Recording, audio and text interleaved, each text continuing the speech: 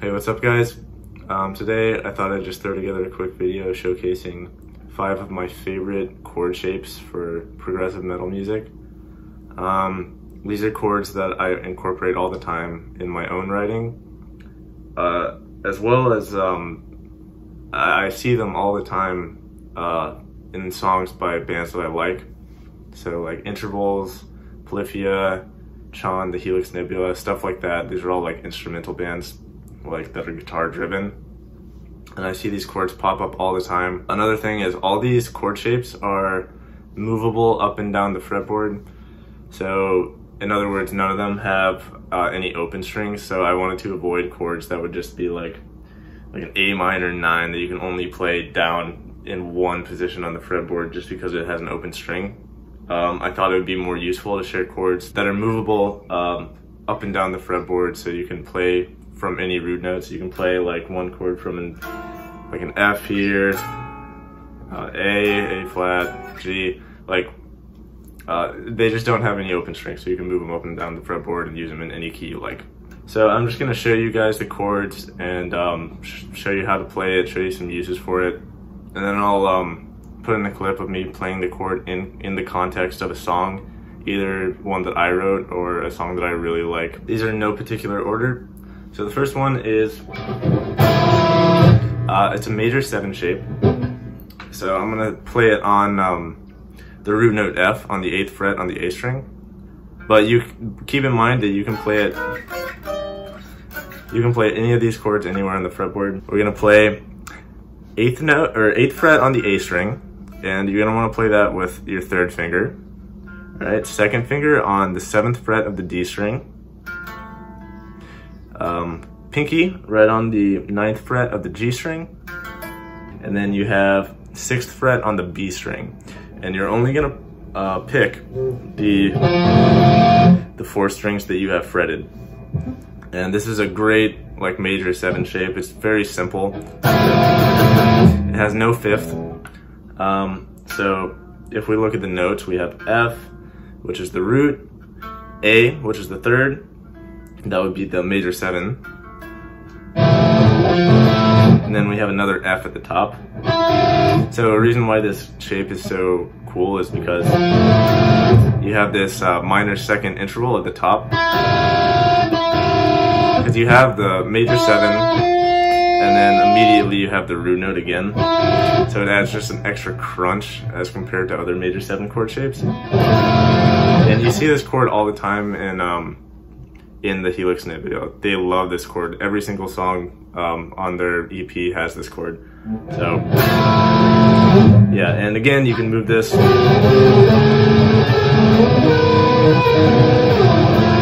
all around the fretboard. It's going to be the same chord, so depending on what key you're in, you'll have different uses for that shape. So to showcase this chord, I'm going to play a snippet from Temple by the Helix Nebula.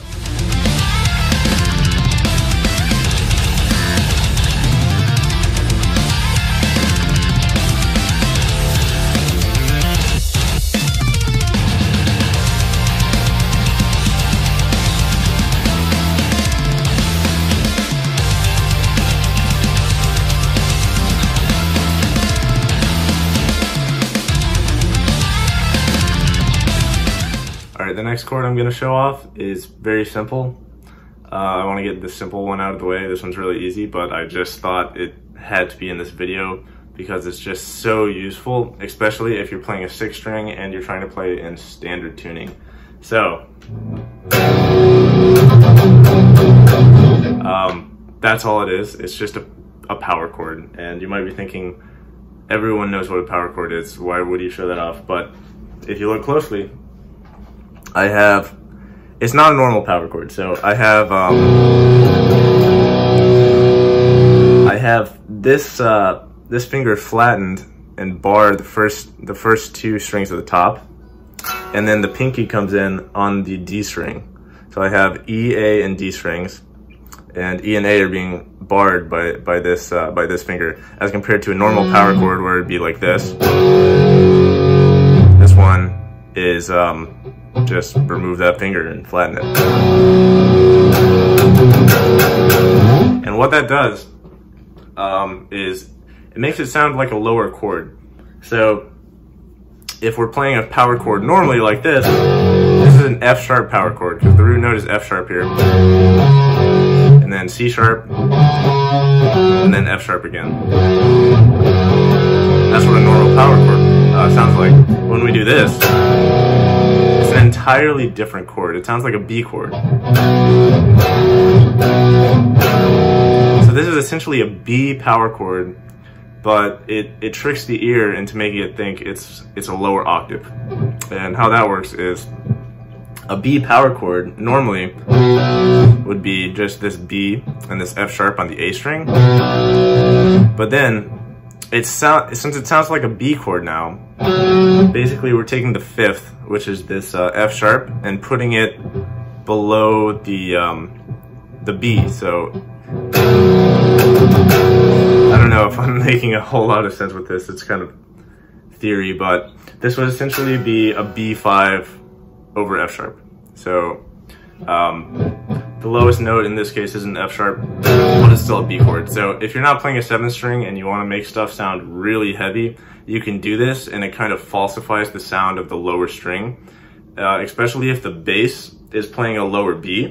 And then it's just going to sound like a thick B like power chord, and with no need for a 7th string. So I just think this is so useful for like metal music, because if you want to make it sound heavy, you don't have a 7th string, you can fake the chords basically.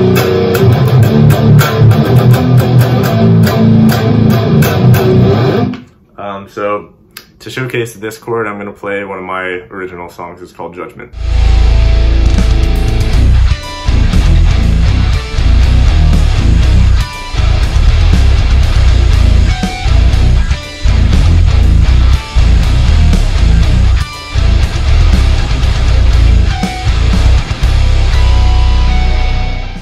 Okay, if you've made it this far in the video, then this next chord is an absolute game changer, and it's a must for prog metal. This is one of my favorite chords of all time.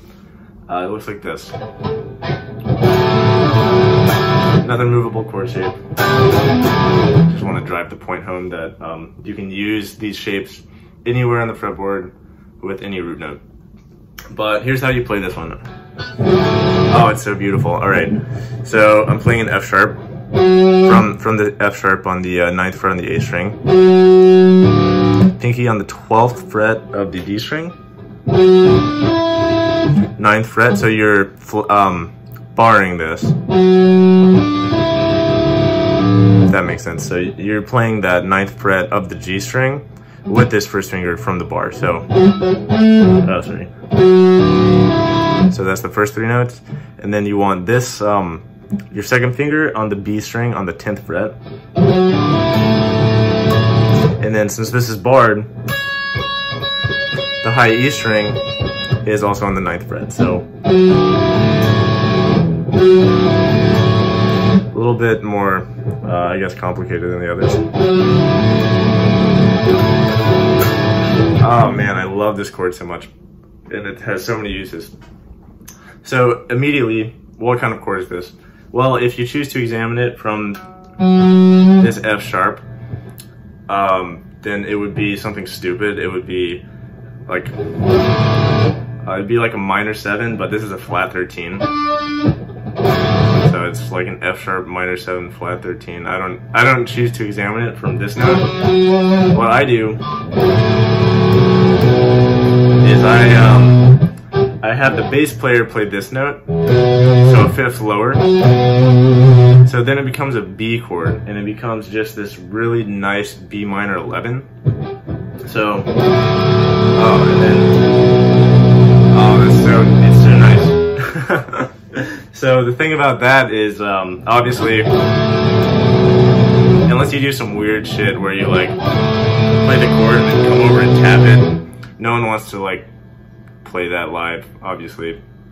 So what you can do is you can tune to drop D, and then that essentially moves this B up to here. So this is now B, and it's not gonna sound. I'm not in drop D, so it's not gonna sound right. But you can just bar that note as well, and it becomes this amazing chord. It's so good, you have to try it. But yeah, it's a big B minor 11, basically. That's how I choose to think of it. If you're gonna play this chord, have the bass player play this note, and it's gonna sound amazing. So to showcase this chord, I'm gonna use one of my original songs again.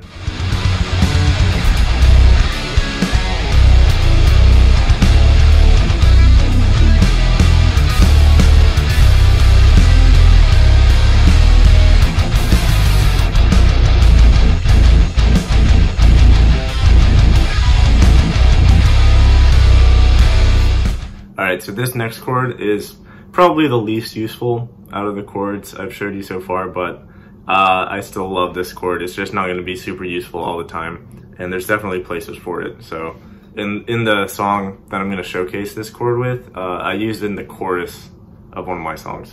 So here's what it sounds like.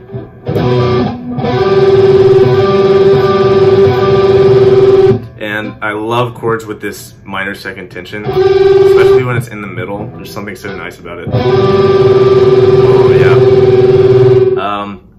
So this chord is basically 2/5 stacked on top of each other. So you have this B and the F sharp, as well as you have the G and the D, and you just kind of put them together.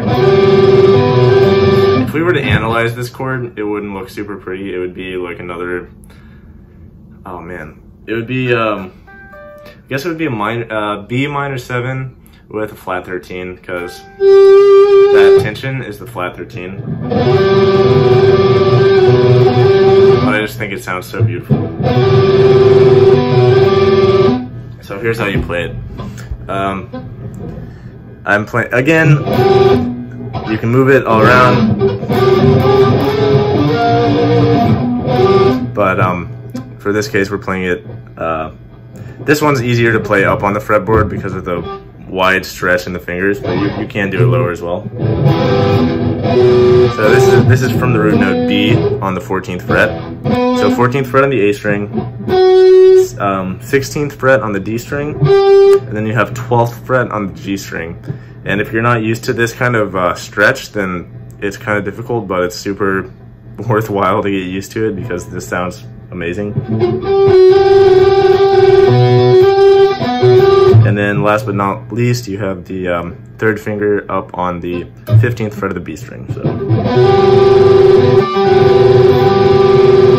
All right, so now I'm gonna showcase this chord and the song that I wrote.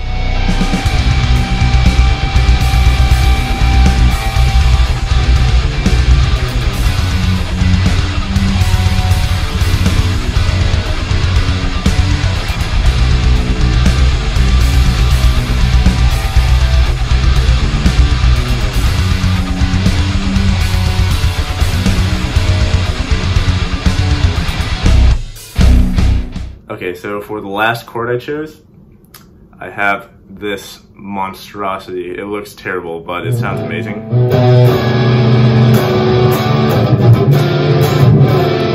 And I first heard this chord in a Chon song, and ever since then, I use it literally all the time. It's my favorite kind of minor 7 shape to play, and that's all it really is. It's a minor 7 chord with a 9 on it. And the 9 is on the very top. Starting on the low E string, you have 7th fret on the B string, so we're playing a B minor 7 with a 9. And then this A string, you're gonna wanna mute it with your finger, so it can sound like that, that's fine. You just don't want the A string to ring out at all. And then on the D string, you have a bar with your third finger. So the bar is going to cover the D, G, and B strings. And then with your pinky, you got to reach out and stretch out and hit the 9th fret on the E string. So this is what the chord looks like all together. Have the B string, low string with this finger, A string muted underneath in between these two fingers, and then this finger flattens over the D, G, and B strings. And then finally the pinky is on the 9th fret, 2 frets up.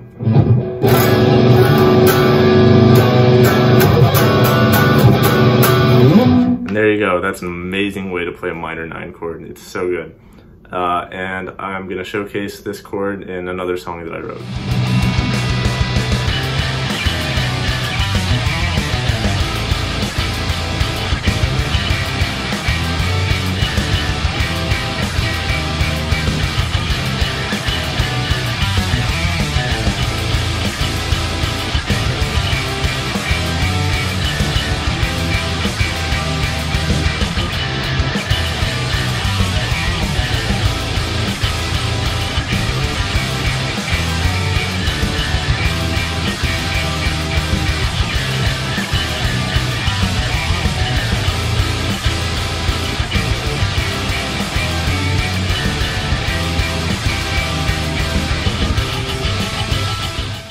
Alright, that's all the chords I have for today. If you like the video, leave a like, I guess. If you have any suggestions for song tutorials you want to see on the channel, as always, leave them in the description. I'll check them out. If you're interested in receiving guitar lessons from me, I give them, like online guitar lessons. You can email me, and I'll leave my email address in the description of the video. And yeah, that's it. Thanks for watching.